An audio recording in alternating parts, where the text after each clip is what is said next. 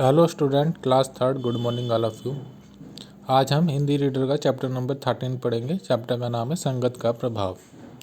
इस पाठ में लेखक ने बताया है कि वातावरण, प्रशिक्षण एवं संगत का असर कितना गहरा होता है। यानी कि हम जिस तरह के लोगों के साथ रहेंगे, हमारी आदतें भी उन्हीं लोगों की तरह हो जाएंगे। अगर हम अच्छे लोगों की तरह रहेंगे तो हम उन अच्छे लोगों की संगत में हम अच्छी चीज़ें, अच्छी बातें सीखेंगे, और यदि हम गलत लोगों के संगत में रहेंगे तो गलत बातें सीखेंगे। So let's we start today's chapter. आदिवासियों के सरदार को जंगल में जाकर चिड़िया पकड़ने का बेहद शौक था। यानी कि आदिवासी थे, उनका जो सरदार था, उनका जो मुखिया था, उसको जंगल में जाकर चिड़िया पकड़ने का शौक था। एक दिन दो तोते उसके जाल में आ फंसे।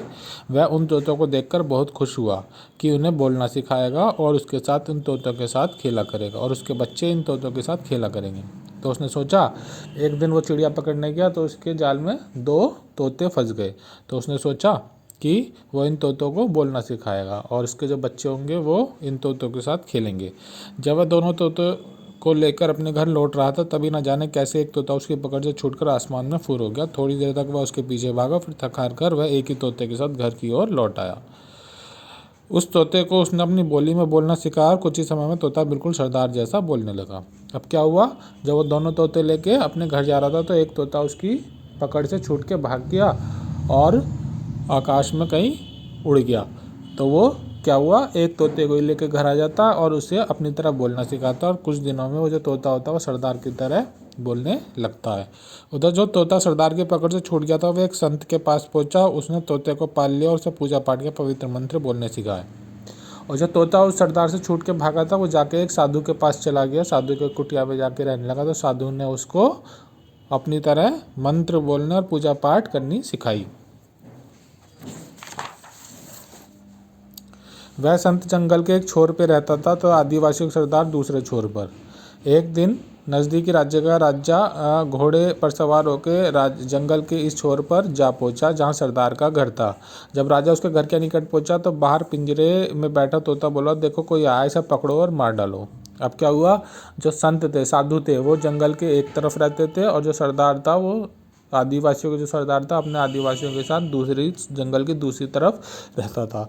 तो एक बार एक राजा होते हैं, वो जंगल में आते हैं, तो वो सरदार के घर के पास से जा रहे होते हैं। तो वहाँ वो तोता देखते हैं। तो जैसे उसके घर के निकट पहुँचते हैं तो तोता बोलता है, देखो कोई आया, इसे पकड़ो और मारो। क्योंकि उसने आदिवासियों के सरदार से यही सीखा होता है। आदिवासियों के सरदार जिसको भी देखता था वो कहता था, इसे पकड़ो और मारो।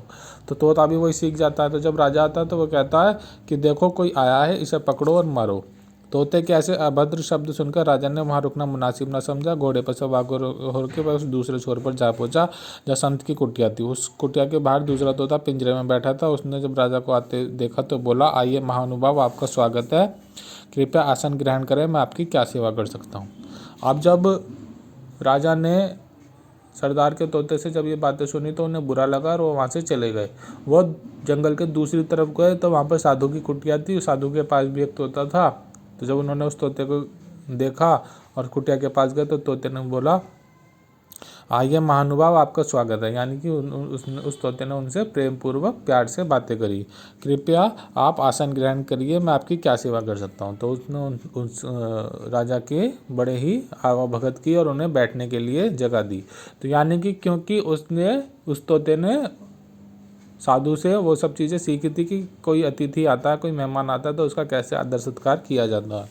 इस प्रकार राजा का सत्कार करने के बाद में संत को अंदर से पुकारा, गुरुजी घोड़े पर सवार होकर कोई आगंतुक आए हैं, बाहर आकर इन्हें आदर सहित भीतर ले जाइए, इनके भोजन पानी की व्यवस्था करें। राजा ने जब तोते के आदर सूचक शब्द को बोलते सुना तो वह दंग रह गया। तुरंत उसकी समझ में आ गया कि वातावरण, प्रशिक्षण और संगत का असर कितना गहरा होता। दोनों तोतों की मिसाल उसके सामने थी। तो राजा ने समझ लिया कि जीवन में हमें हमारी संगत, हमारी जो प्रशिक्षण जो हमने अपने बड़ों से सीखा है उसका कितना गहरा प्रभाव होता है। यानी कि अगर हम अच्छी बातें सीखेंगे, अच्छे लोगों के बीच में रहेंगे, अच्छी बातें सीखेंगे तो हमारा जीवन भी उसी तरह अच्छा बनेगा। और अगर हम गलत लोगों के बीच में रहेंगे, गलत बातें सीखेंगे तो हमें सब लोग बुराई कहेंगे और हमारा जीवन भी गलत दिशा में चला जाएगा। तो ये थी ये जो कहानी थी, ये आपने पढ़ी और आपने सीखा कि हमें अच्छे लोगों के साथ अच्छी बातें सीखनी चाहिए। तो इस चैप्टर के आपको शब्दार्थ, टिक राइट, रिक्त स्थान, ये आपको अपनी नोटबुक में मिल जाएंगे। ये आपको PDF में मिल जाएंगे, आप अपनी नोटबुक में करेंगे। Thank you, have a nice day.